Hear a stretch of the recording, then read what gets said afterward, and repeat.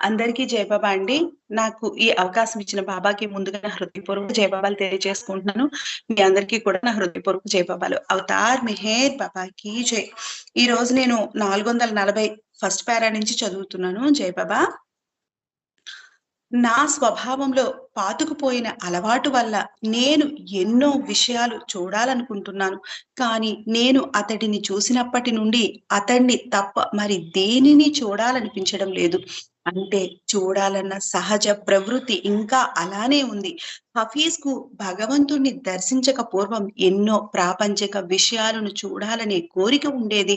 కానీ భగవంతుడిని చూశాక ఇక దేవుణ్ణి మాత్రమే చూడాలని అతడు పరితపించాడు. ఆ మాటలకు అర్థం ఏమిటంటే చూడాలి అనే కోరిక అలానే ఉన్నా అహంకార నిర్మూలన తర్వాత ఆ కోరికలో చాలా మార్పు వస్తుంది. ఉదాహరణకు ఒక వ్యక్తికి తరచూ కోపంతో ఇతరులను కొట్టే అలవాటు ఉందనుకుందాం.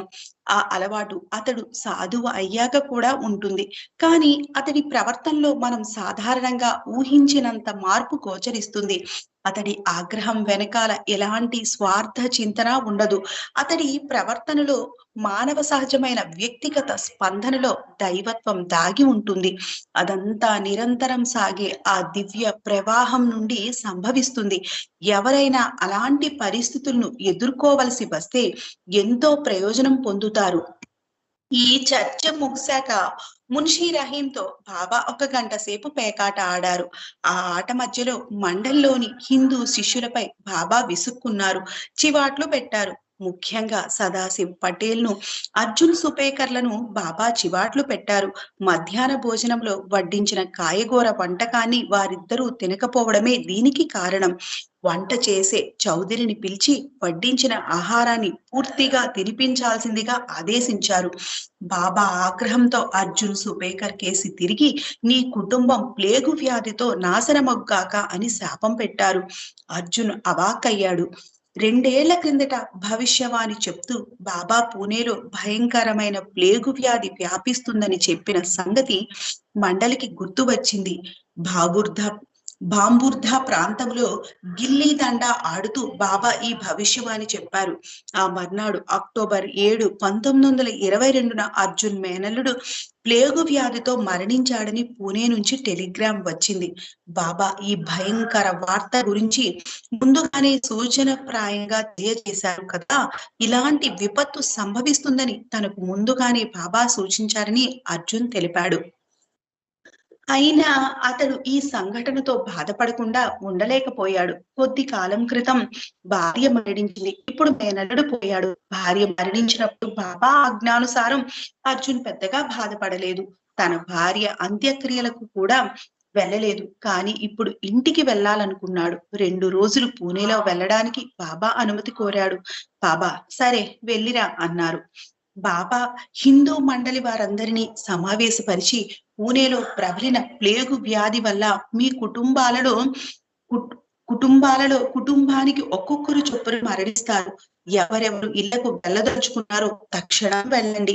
ఈ రోజు తర్వాత మళ్ళీ ఎలాంటి పరిస్థితుల్లోనూ మీ ఇళ్లకు వెళ్ళాలనుకుంటే కుదరదు అని స్పష్టం చేశారు. అర్జున్ తప్ప ఎవ్వరూ స్వగృహాలకి వెళ్తామనలేదు. ముంబైలోనే ఉండడానికి అంగీకరించారు. మంజలీమీంలో వాతావరణం చాలా ఉద్వేగభరితంగా ఉంది. హిందూ మండలి సభ్యుల్లో విషయాన్ని పరిష్కరించిన తర్వాత బాబా గుస్తాజీని పిలిచి అతని ఆహారపు అలవాట్లు ప్రశ్నించారు. నేను నీకు చెప్పినంత ఆహారం ఎందుకు తినడం లేదు? నా మాటలను విధేయతతో ఎందుకు అనుసరించడం లేదు? ఆకలి అనిపిస్తే ఏ సమయంలోనైనా సరే తినగలిగినంత తిను. నేను ముందుగా చెప్పలేదని తర్వాత నాకు ఫిర్యాదు చేయవద్దు అని బాబా హెచ్చరించారు. నీవి చెప్పినట్లుగానే నేను సక్రమంగా ఆహారం తీసుకుంటున్నాను బాబా అన్నాడు. గుస్తాజీ ఈ భవనంలో అటు ఇటు తిరుగుతూ నాకు నేనుగా ఆకలి కలిగించుకుంటున్నాను. మీరేమో ఉదయం 10 గంటలకల్లా ఒక కప్పు ఆవు నెయ్యి త్రాగమని ఆదేశం ఇచ్చారు. దాంతో నా ఆకలి చచ్చిపోతుంది. ఆ తర్వాత ఐస్ క్రీమ్ కానీ స్వీటు కానీ తినాలని ఉన్నా తినలేక తినలేకపోతున్నాను అని గుస్తాజీ తన కష్టం ఏకరువు పెట్టాడు. చెప్పిందే చెప్పడం లాంటి పనులు ఇకపై చెయ్యకు అని గట్టిగా కోప్పడ్డారు బాబా. నీ పద్ధతి నన్ను చాలా బాధ పెడుతుంది. నీవు చెయ్యాల్సిందల్లా నేను చెప్పింది తూచా తప్పక చేయడమే. నేను ఎప్పుడైనా ఏదైనా చెయ్యమని చెప్తే దానిపై నీవు మనస్సు లగ్నం చెయ్యవు. దాంతో తప్పులు చేస్తావు అని బాబా గుస్తాజీని కాస్త తీవ్రంగానే మందలించారు.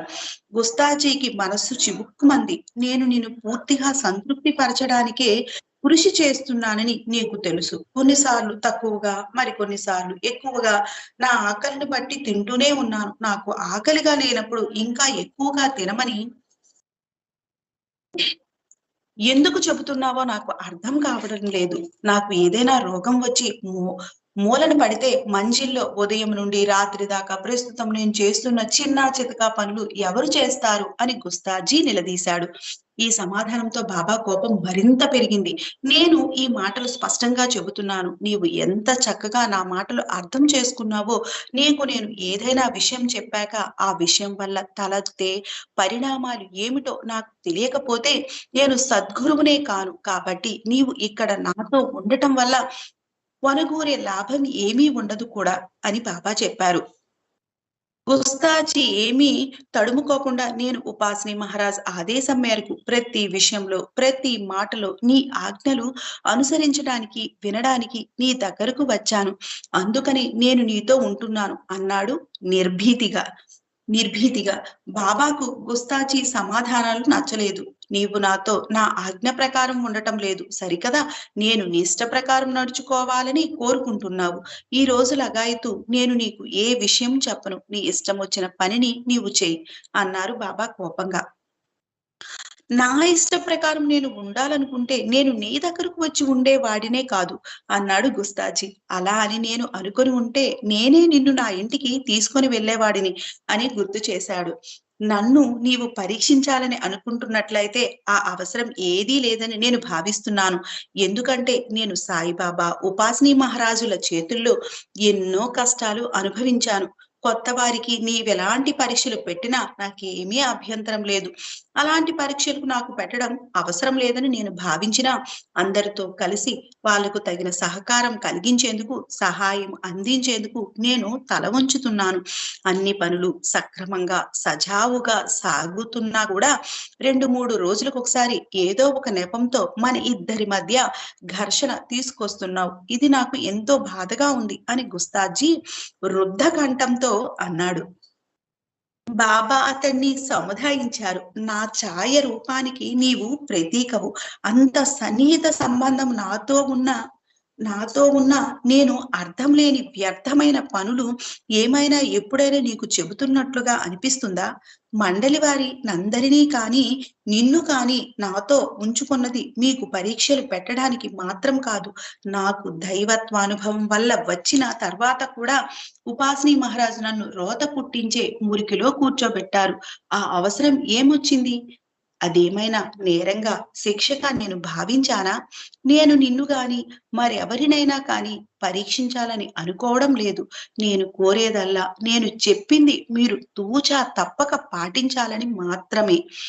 అలా మీరు చేస్తే నా ఆధ్యాత్మిక కార్యక్రమం సులువవుతుంది అని బాబా గుస్తాజీకి తన మనోభావన వ్యక్తం చేశారు. నీ ఆజ్ఞలను శిరసా వహించడానికి ఎల్లవేళలా సిద్ధంగా ఉన్నాను.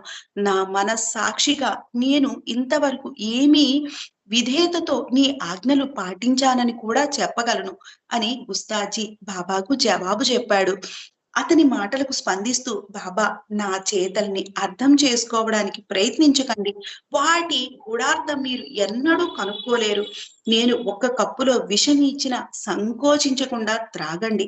అలా చేయడం వల్ల నా పని భారాన్ని తగ్గించిన వారవుతారు అని ఆనాటి సంఘటన అంతటితో ముగించారు బాబా. గుస్తాజీ కూడా బాబా మాటలకు మిన్నకున్నాడు. కానీ లోపల బాధపడుతూనే ఉన్నాడు. బయటకు కనిపించని తన ఛాయారూపానికి ప్రతీకగా గుస్తాజీ గురించి చెబుతూ బాబా మండలి వారితో ఒకసారి ఇలా అన్నారు. గుస్తాజీ మీ అందరికంటే ముందుగా భగవత్ భగవత్ సాక్షాత్కారము పొందటానికి సిద్ధంగా ఉన్నాడు. చేయవలసిందల్లా ఏమంటే ఆ మాయను తెరను తొలగించడం ఒక్కటే ఆలస్యం అని అన్నారు. అయితే బాబా యొక్క ఛాయగా తనను గురించి బాబా మండలితో అన్న మాటలకు గుస్తాజీ మరోలా అనుకున్నాడు. తాను చైతన్యవంతుడు కాకుండా చీకటిలోనే, అజ్ఞానాంధకారంలోనే ఇంకా ఇలా వెదుకులాడుకునేలా తనను బాబా చేస్తున్నాడని భావించాడు. తనతో గుస్తాజీ వాగ్వాదం పూర్తయ్యాక బాబా ఘనీ గదికి వెళ్లి జరిగిన ఉదాంతాన్ని గురించి ఏం ఆలోచిస్తున్నామని అడిగారు. సత్యాన్వేషణ మార్గంలో మనిషి ఎంతో కాలం నుండి కృషి చేస్తున్నప్పటికీ అతడు భగవత్ సాక్షాత్కారం పొందనంత వరకు ఒక మామూలు మానవుడే. కాబట్టి అతడి ఓర్పుకు, సహనానికి కొంత పరిమితి ఉంటుంది బాబా. చివరకు ఈ రోజు గుస్తాజీ తన మనస్సులోని విషయాలను హృదయం విప్పి మాట్లాడాడు అని బదిలిచ్చాడు ఘని. గుస్తాజీ నాకు నిరంతరం ఎంతో శ్రమతో సహాయపడుతున్నాడన్న విషయంలో సందేహమే లేదు. కానీ అది అతని ఇష్టమైన రీతిలోనే చేస్తున్నాడు. అదే అతను చేస్తున్న తప్పు అని బాబా చెప్పారు. మీకు తెలుసు కదా, నా వ్యక్తిగత విషయాలన్నీ అతనే చూస్తున్నాడు. ఉదయం నుండి రాత్రి వరకు నాకు శారీరకమైన ఏ ఇబ్బందులు లేకుండా అన్ని విషయాలు అతనే గమనిస్తున్నాడు. కానీ మీరు గ్రహించవలసింది ఏమిటంటే ప్రతి ఒక్కరూ ప్రతి సందర్భంలోనూ ఎదురు ప్రశ్నలేయకుండా నాకు విధేయులుగా ఉండడమే ముఖ్యం అని బాబా అన్నారు. ఈ విషయంపై తర్వాత ఏమీ చర్చించలేదు. అక్టోబర్ 2వ తేదీ నుండి మండలి సభ్యులు భగవంతుని నామజపం ప్రారంభించారు. మౌనంగా చేసే నామజపం ప్రతిరోజు ఉదయాన్నే ప్రారంభించి బాబా సూచించిన మొత్తం కాలం కొనసాగించారు. మండలి తమకు అనువైన చోట ఇష్టమైన భంగిమలో కూర్చుని యజదాన్, అల్లా, రామ్ అంటూ మౌన జపం చేస్తుంటే మేడపై తన గదిలో బాబా తన తలను నేలకేసి బాదుకునేవారు. ఒక్కొక్కసారి మండలి వారితో మాట్లాడుతున్నప్పుడు బాబా తన కళ్ళను అకస్మాత్తుగా పైకి క్రిందకి గుండ్రంగా త్రిప్పుతూ చూసేవారు. అది ఎలాగుండేదంటే తన 3వ కంటితో చూస్తున్నట్లు ఉండేది. అలా చూస్తూ కొద్దిసేపు దీర్ఘ శ్వాస తీసుకుని తర్వాత క్రిందకు చూస్తూ తన తలను కిటికీకో తలుపుకో కొట్టుకునేవారు.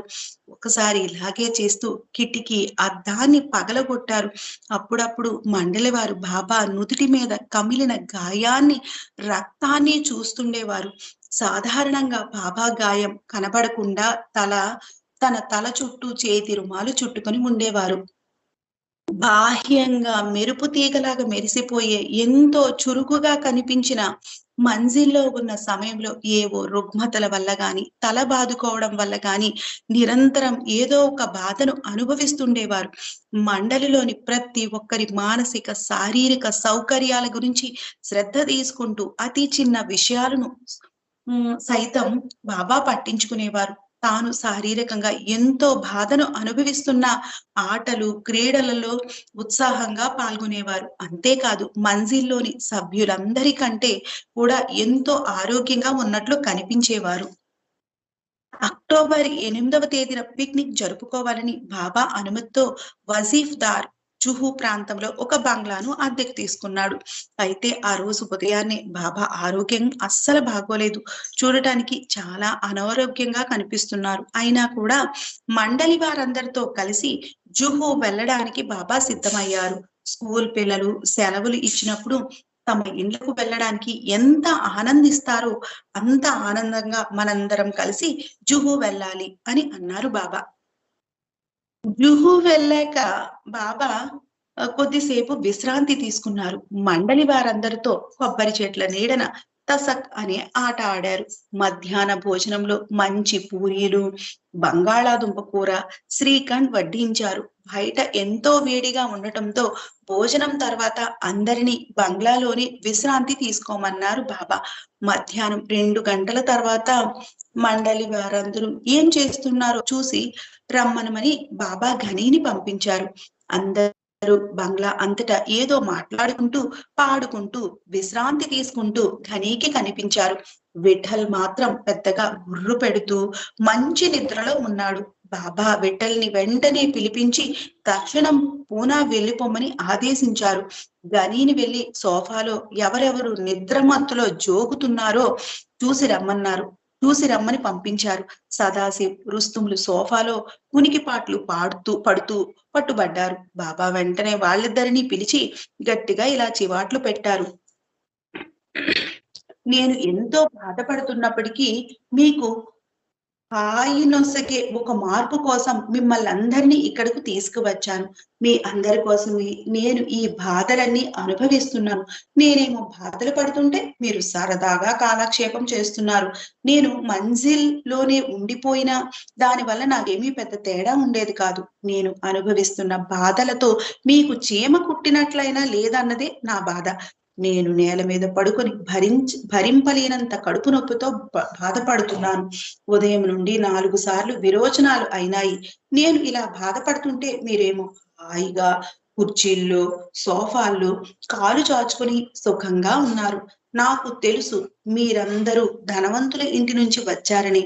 అన్ని రకాల భోగ భాగ్యాలకి, సుఖాలకు, ఆనందాలకు అలవాటు పడ్డారని.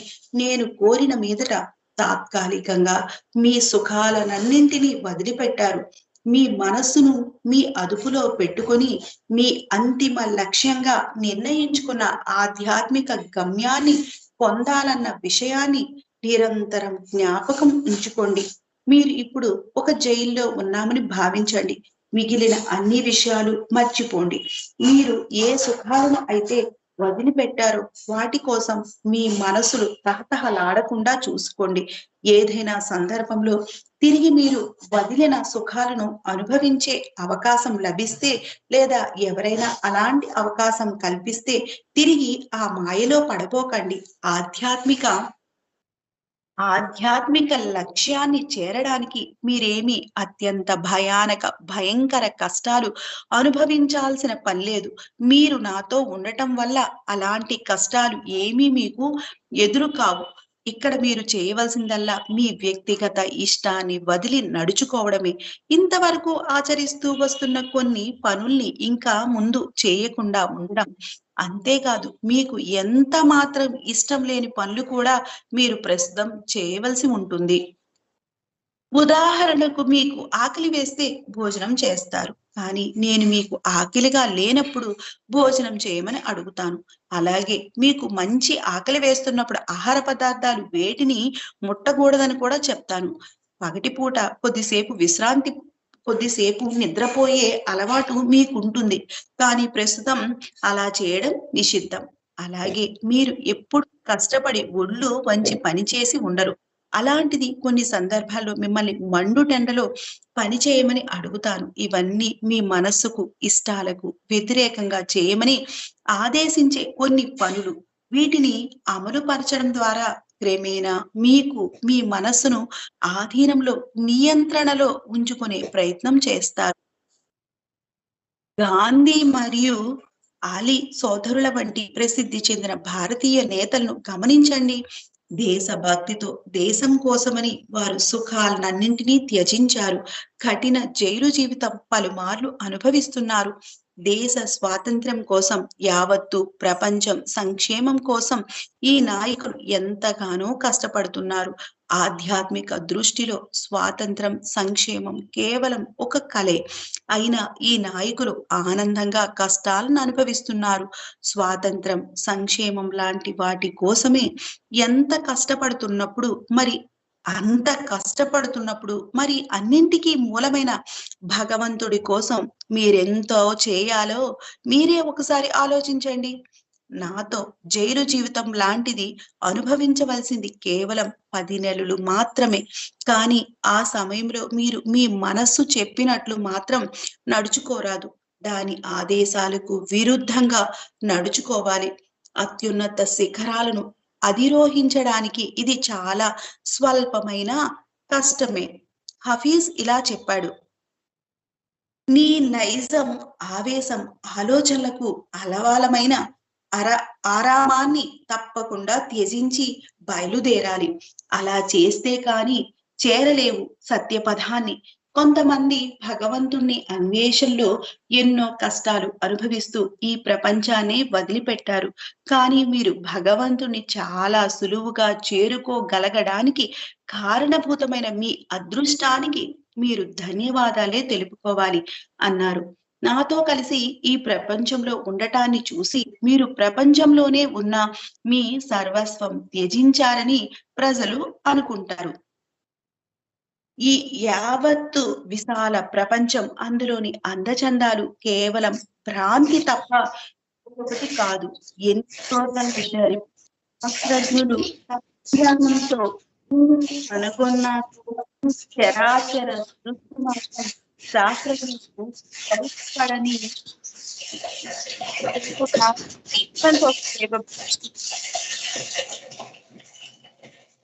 బై డిస్టర్బెన్స్ వస్తుంది.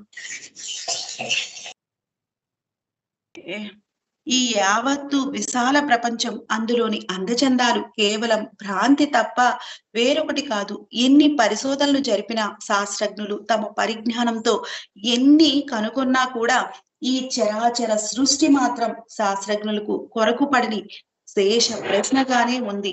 అనేక అద్భుత విషయాలు, విద్యుత్ శక్తి, రైలు ఇంజన్లు లాంటివి ఇటీవల కాలంలో మానవ మేధతో కనుగొన్న ప్రకృతిలోని అనేక అసాధారణ విషయాలు మానవుని సాధారణ మేధకు అందనంత దూరంలో ఉన్నాయి. అత్యంత ప్రతిభాశాలురైన ధీరోదాత్తులైన యోధులు, శాస్త్రజ్ఞులు, వైద్యులు, జ్యోతిష్కులు వీరు వారు అని ఏమీ సమాజంలో ఎవరికి ఎలాంటి సడలింపు లేకుండా ప్రతి ఒక్కరూ ప్రకృతిలోని సాధారణ న్యాయమైన మరణానికి తలొగ్గాల్సిందే కదా.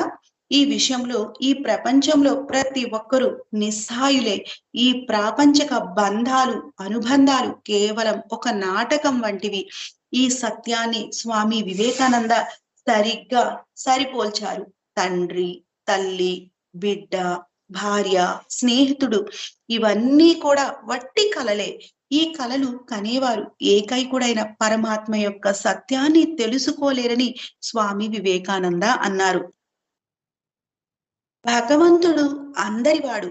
అందుకోసమే ఆ భగవంతుడు అవతారునుగా సద్గురువుగాను వ్యక్తమవుతాడు. సద్గురువు